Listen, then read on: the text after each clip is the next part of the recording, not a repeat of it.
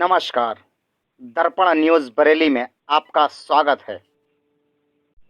राष्ट्रीय लोक दल के राष्ट्रीय उपाध्यक्ष जयंत चौधरी संपूर्णा नगर लखीमपुर खीरी में आयोजित किसान महापंचायत को संबोधित करने हेतु अपने विशेष विमान द्वारा दिल्ली से बरेली त्रिशूल हवाई अड्डा पहुंचे।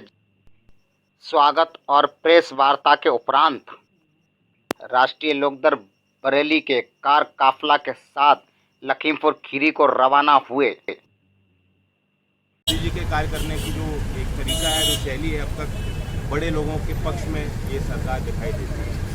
इनके बजट का विश्लेषण करो, इनके फैसलों का विश्लेषण करो, जो बहुत ही अमीर एक वर्ग है इस देश का 1%, उसे ये सरकार लाभ पहुंचाना चाहती है। किसान से लेकर ग्राहक तक, किसान से लेकर मंडी तक, तमाम जो कड़ियाँ हैं, सबका नुकसान होगा, चंद कॉरपोरेट घरानों का फायदा होगा। हम देख रहे हैं लगातार आपके द्वारा भी कई कार्यक्रम लगे हुए हैं, लगातार आप जनता के बीच जा रहे हैं, कैसा रेस्पॉन्स मिल रहा है? जनता क्या चाहती है? देखिए, सब लोग तो वहाँ जहाँ धरना चल रहा वहाँ नहीं पहुँच सकते, लेकिन भावनाएं सब जुड़ी।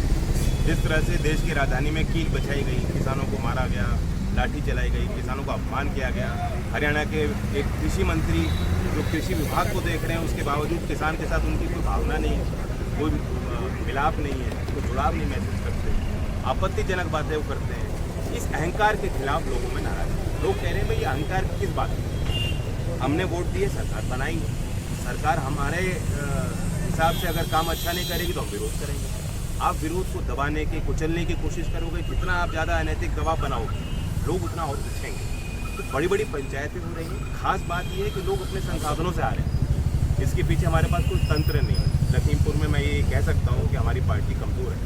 जो वहाँ लोग आयोजक हैं उनके पास इतना सामर्थ्य संसाधन नहीं है, लेकिन गांव के लोग सहयोग कर रहे हैं, गांव के लोग सामने आ रहे हैं, कह रहे हैं कि हम आना चाहते हैं, हम अपनी संख्या दिखाना चाहते हैं, हम अपनी ताकत को दिखाना चाहते हैं, सरकार को एहसास दिलाना चाहते हैं कि किसान को कमज़ोर ना आके सकते, ये भावना है। बिल्कुल, सरकार किसान को कमज़ोर ना आके, ऐसा जयंत चौधरी बता रहे हैं। तो हम आपसे ये भी समझना चाहेंगे, जिस तरह से क्योंकि 2022 भी आ रहा है और सरकार जिस तरह से अपनी जिद अड़ी हुई है, किसान बराबर प्रोटेस्ट कर रहे हैं, आप खुद सड़कों पर उतरे हैं, क्या लग रहा है आप लोग यूनाइट एक बार हो जाएंगे सभी लोग? कह रहे ना कि उपचुनाव में एक नारा मैंने दिया था कि जिन्ना जीतेंगे या गन्ना जीतेंगे, और वहाँ के किसानों ने एक ऐतिहासिक फैसला लिया कि गन्ना यानी किसान की जीविका के मुद्दे ही जीतने चाहिए।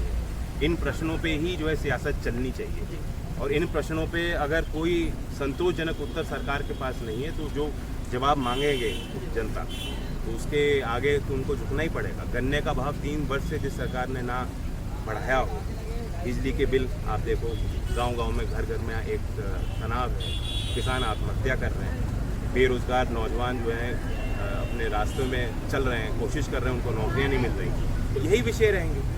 लेकिन बीजेपी के पास एक ही पैतरा है, वो सांप्रदायिक एक रंग देना चाहते हैं। अभी भी इसको भी एक मोड़ देने की कोशिश कर रहे हैं कुछ भारतीय जनता पार्टी के सांसद और प्रतिनिधि, कोशिश कर रहे हैं कि सांप्रदायिकता के सवालों को लेकर किसानों में बंटवारे किए जाए। जयंत जी, एक चीज़ और समझने वाली है इस तरह से, क्योंकि काफ़ी लंबा समय हो चुका है, प्रोटेस्ट बराबर चल रहा है, आप लगातार जनता से संवाद आपके साथ करें, उधर टिकट भी निकले हुए हैं, अभी अखिलेश जी भी सभा करने जा रहे हैं, जैसे कि उनकी जानकारी मिली है, लेकिन सरकार अपनी जिद नहीं छोड़ रही है, क्या लगता है? सरकार जिद नहीं छोड़ेगी तो गति छोड़नी पड़ेगी, दोनों चीज़ तो साथ चलेंगी नहीं। या तो चंद लोगों की जिद चलेगी या जनमत चलेगा। अच्छा, अगर कृषि कानूनों को वापस जब तक नहीं किया जाएगा तो आप ऐसे ही लगातार? देखिए, रूप बदलता रहता है। पहले लोगों का फोकस था धरना साइट्स पर, आज भी वहाँ लोगों की, किसानों की नज़र है, गाँव के लोग सहयोग भी कर रहे हैं, जा भी रहे हैं, लेकिन अब एक स्वरूप बदल गया आंदोलन, क्योंकि सरकार ये कह रही थी कि सीमित लोगों का आंदोलन है, सिर्फ पंजाब का आंदोलन है, सिर्फ जाटों का आंदोलन है, तो अब हमें इस दायरे को बढ़ाने की जरूरत है।